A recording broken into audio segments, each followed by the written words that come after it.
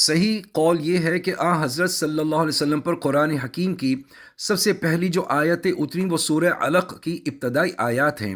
صحیح بخاری میں حضرت اماں جی عائشہ رضی اللہ تعالی عنہا اس کا واقعہ یہ بیان فرماتی ہیں کہ حضرت صلی اللہ علیہ وسلم پر نزول وحی کی ابتدا تو سچے خوابوں سے ہوئی تھی۔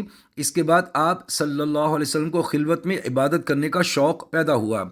اس دوران آپ صلی اللہ علیہ وسلم غار حرا میں کئی راتیں گزارتے اور عبادت میں مشغول رہتے، یہاں تک کہ ایک دن اس غار میں آپ صلی اللہ علیہ وآلہ وسلم کے پاس اللہ تعالیٰ کی جانب سے فرشتہ آیا اور اس نے سب سے پہلے یہ بات کہی، اقرا یعنی پڑھو۔ حضور صلی اللہ علیہ وسلم نے فرمایا، میں پڑھا ہوا نہیں ہوں۔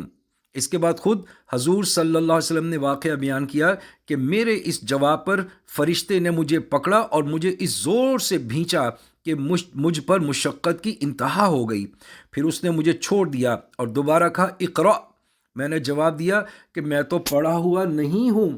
فرشتے نے مجھے پھر پکڑا اور دوبارہ اس زور سے بھینچا کہ مجھ پر مشقت کی انتہا ہو گئی۔ پھر اس نے مجھے چھوڑ کر کہا، اقرا۔ میں نے جواب دیا کہ میں پڑھا ہوا نہیں ہوں۔ اس پر اس نے مجھے تیسری مرتبہ پکڑا اور بھینچ کر چھوڑ دیا اور پھر کہا، اقرأ بسم ربک الذی خلق خلق الانسان من علق اقرأ وربک الاکرم۔ پڑھو اپنے اس پروردگار کے نام سے جس نے پیدا کیا، جس نے انسان کو منجمد خون سے پیدا کیا۔ پڑھو اور تمہارا پروردگار سب سے زیادہ کریم ہے۔ یہ آپ صلی اللہ علیہ وآلہ وسلم پر نازل ہونے والی پہلی آیات تھیں اور یہ فرشتے حضرت جبرائیل امین علیہ السلام تھے۔